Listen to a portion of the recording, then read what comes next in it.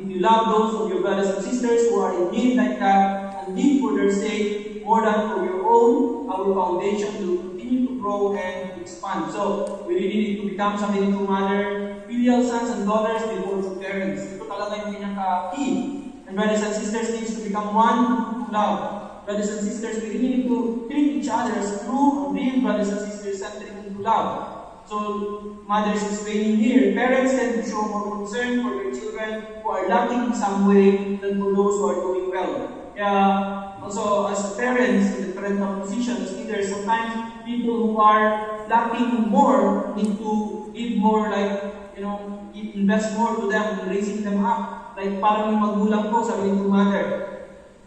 The parent is really focusing on the children who are not doing well, more than the ones who are doing well. So, ganun din talaga tayo. We have to really look at brothers and sisters who are lacking or are experiencing more difficulties. We have to invest more time sa kanila. As people who are in the parental position, we have to really help them more to overcome. So, sabi ni mother, raising children leads us to experience this in our heart. Also, through experience of raising children, we can also improve and develop yung heart talaga natin. So if you love those of your brothers and sisters who are in need like that, and live for their sake more than for your own, our foundation will continue to grow and expand. So this is really the key for our foundation to be able to expand continuously by raising up, especially those who really need and who really needs help. We really need to focus on them. And then through this, we can develop our heart, and we can truly become filial sons and daughters of our true parents. So mother said we have only one goal. So we are connected by strong through family ties with true parents at the center. Depending on how much wider, deeper, and higher we can build the environment of goodness based on God's will, our foundation will grow that much larger. We have only one goal, to create a unified world, one world with our heavenly parent and true parents of heaven, earth, and humankind at the center. So ito lang naman yung goal natin lahat, whatever we are doing now, whatever is our mission. Sabi ni mother, so ang goal lang natin is to really create a unified world, one world with our heavenly parent and true parents of heaven, earth, and humankind. This is our ultimate goal. So since we are connected, by strong true family ties with true parents at the center. So, depending, sa mother said, on how much wider, deeper, and higher we can build the environment of goodness based on God's will, our foundation will grow that much larger. So, actually, nakadepende po talaga sa atin. How much, sabi ni mother, wider, deeper, and higher we can build the environment of goodness based on God's will. So, it depends on our effort every day. How our foundation will grow much larger. Nakadepende po sa atin how much we will move closer to the achievement of the goal of creating one unified world. One world under heavenly parents and true parents. It all depends on us.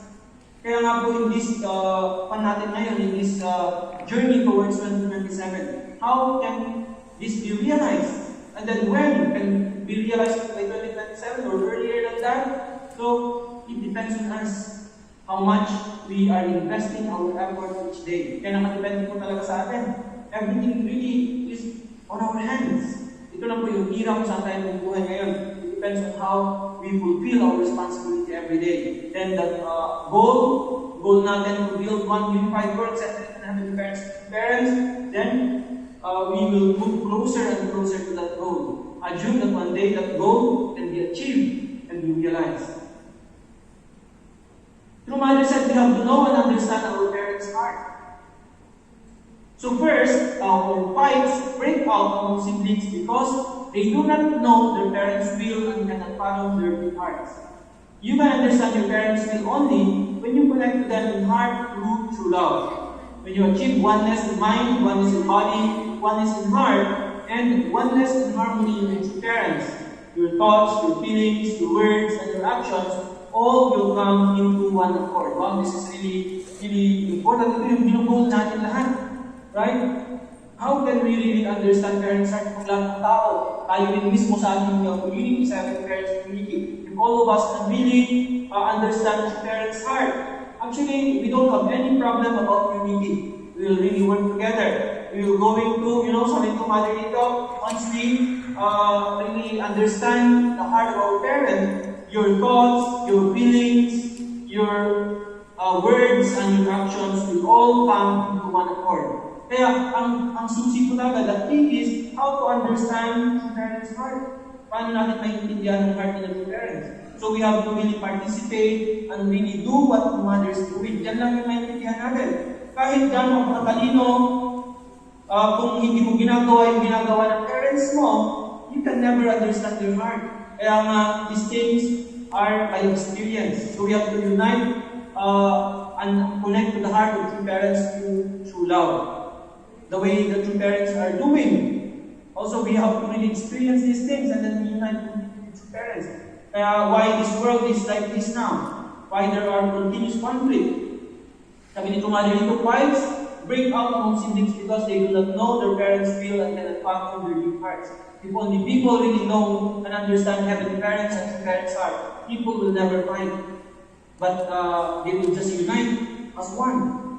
Ganun din, in all groups and organizations. If only we really understand the parents' heart. Kaya nga, what we need to do now is to invest more, participating in God's work, in the parents' work. And then, that is the way for us to understand the mother's heart. And then, naturally, we can unite as one. All our thoughts, feelings, words, and actions will be in accord to our true parents. Kaya hindi talaga, paano natin naiintindihan yung heart ng parents?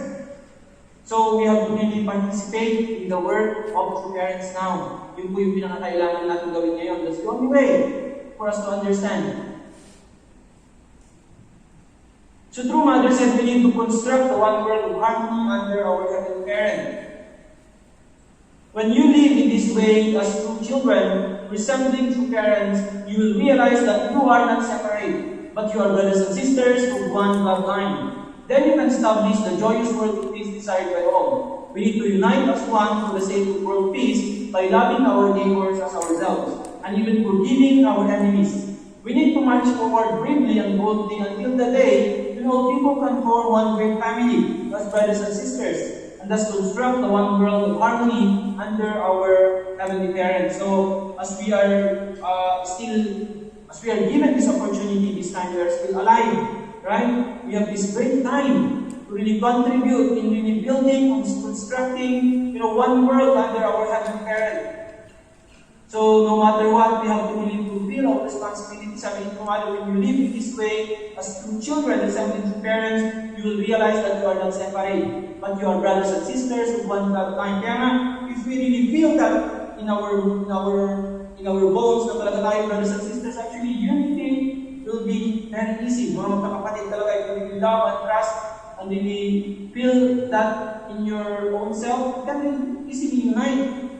So then you can establish the joyous world of peace desired by all. So we need to unite as one for the sake of the world peace by loving our neighbors as ourselves and even forgiving our enemies. So very important talaga this era where we are living in. We have to really love more people, neighbors natin, kapwa natin as we love ourselves, and even forgiving our enemies. We should be people without enemies. Kahit ano pa ang pinagdaanan natin, how much we were persecuted, or kahit ano pa we shouldn't have any enemies sa buhay natin. Right? So, ito yung, even Jesus was telling this, the greatest for Jesus in his time is to really love one's enemy. Right? So, kaya nga po dapat tayo yung mga tao na walang kaaway in our movement, lalo na sa movement po natin. Right? So, this is the way for us to really establish one world of harmony under our heavenly parent.